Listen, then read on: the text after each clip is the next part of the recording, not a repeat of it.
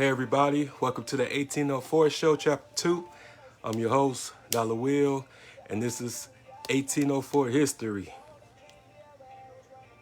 Yeah, I just wanted to do this episode real quick because I know a lot of people have been waiting on it and just wanted it to be right, wanted the research to be on point. So here we go. I wanted to talk about the history behind Seneca Village.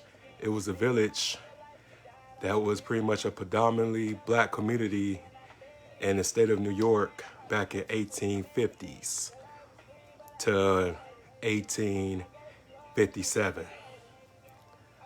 But yeah,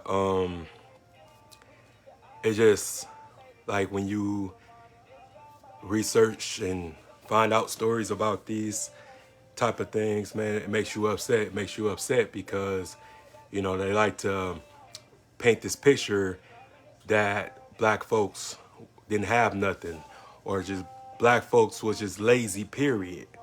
But we had our own communities and a lot of people didn't like it. A lot of people wasn't equipped with us, you know, having our own things. And it's just unfortunate because everybody else could have communities and neighborhoods and safe havens except us. And it just what makes me mad about hearing stuff about just these type of stories is that it seems like we the only ones that get brutally murdered. We get exiled. We get vanquished off of land forever and don't have the right to claim our birthrights. But everybody else can. Everybody else can get aid and money and restitution except us. But let me pretty much dig deeper into the story. So what happened was, in the state of New York,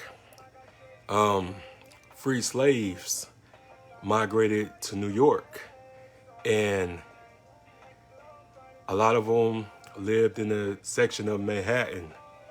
And Manhattan, New York, was like all whites there. So they pretty much was a lot of racism, a whole lot of bigotry, prejudice, and town folks would beat up a lot of the free blacks in that area, in that community. So a guy by the name of Andrew Williams purchased 800 acres in a section of Manhattan. Not Manhattan, but Central Park. So what happened was New York officials read something in France, like a newspaper article, because France was or had a park already. So the New York officials was like, hey, this could be one of the greatest parks ever. So they was inspired by France to build this park of all parks. And it just so happened that the park that they was talking about was Central Park. But the problem is they had people living in that area. So what they pretty much was doing was creating lies and creating rhetoric about the living conditions in that park. Because these people have built churches, built schools, built communities, you know, built homes and stuff like that. So it was pretty much was spreading lies about how the people in that park was living. And pretty much, you know, evicted them illegally. And even went up to the guy that purchased the land, they were trying to make him an offer, trying to offer him half for what he paid for. And he was like, no, I deserve this much because I purchased this land over here. So they came and pretty much ran him out. Like townsfolks and this and that, they went up in Seneca Village and killed a lot of the civilians there. And you gotta be careful about certain people telling these type of stories because of the fact that they stay on code. They don't really tell the whole story, but pretty much like every black community, every black civilization, they committed murder against man, women, and children. And it's so sad because the guy that purchased the land, he was forced to relocate to a different area of New York. And they put up Central Park and pretty much really try to keep this history out the forefront. So a lot of people who was living there was pretty much nomads, and they had to, wander off. So I just tell people all the time that they can never call us lazy. They can't ever tell us to put ourselves by our own bootstraps, because every time we did, it was always a problem. It was always terrorism. And it's just really unfortunate because a lot of the descendants never got their reparations, never got their just due. And you'd be surprised just how many more stories like this exist. And people who was going there and doing their research and digging up artifacts from that particular time found a whole lot of things from that community. And it just really captures you when you realize that every time when we had something of our own, they did something to get rid of it and killed as many people there so the narrative can outweigh theirs. You know what I'm saying? So we have to really understand that a lot of times, the stuff that we do amongst ourselves is not our fault.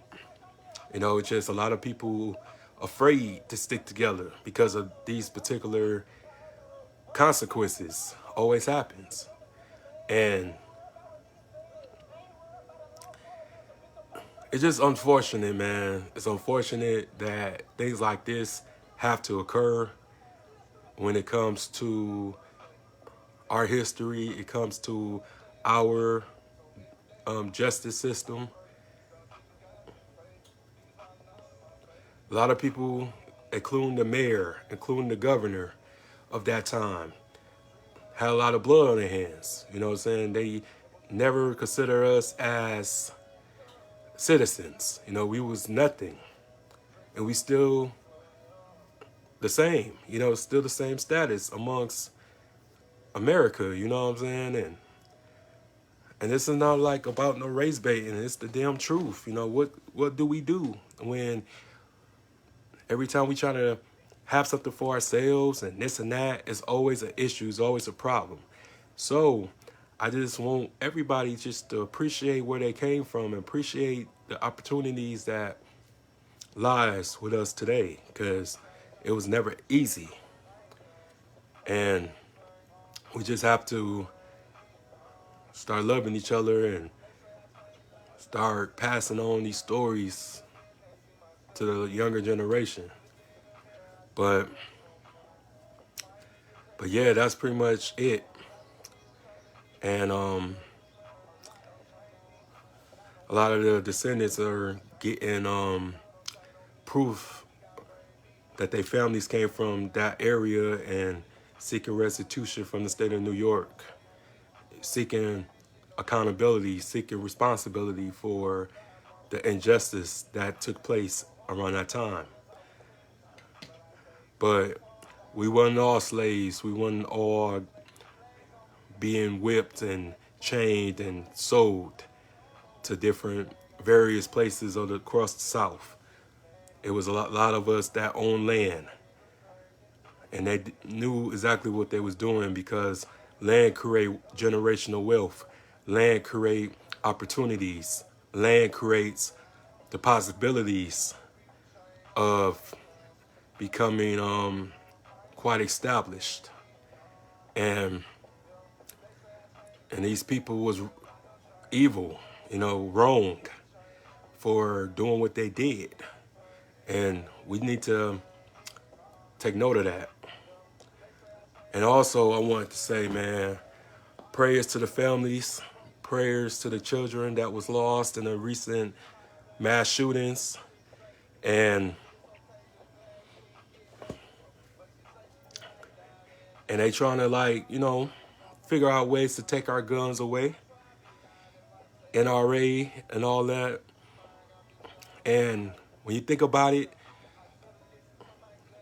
like, if you remove the guns from us, then what would we do to try to protect ourselves? It's all manipulation. It's all a plot. It's all orchestrated to try to find an excuse to take our guns away. But we all have a right to bear arms. You know what I'm saying? What do we do when we need protection? We don't got no army. We don't got no coalition. And it's just unfortunate that innocent people have to be taken away over the ignorance of certain individuals. But it's all about casualties of war. It's all about mind manipulation, social engineering, and just, unjustly acts. And we have to be more prepared now than ever. They've been trying to find ways to disarm us for hundreds of years so far. But it just hurts me when you see kids get murdered. Kids that could have been doctors, lawyers, teachers, judges. You know what I'm saying? They could have grew up to be anything that they wanted to be, but had to face an untimely death because of someone's ignorance. And again, my prayers go out to the families and to the children. And I'm just grateful to be alive every day. You know what I'm saying? I don't know how much time I got on this planet, but I'm grateful and I'm humbled that I'm able to still be here and still is able to do what I need to do. But yeah, that includes today's episode of 1804 History. I got another episode tonight with Mr. Reggie Peoples.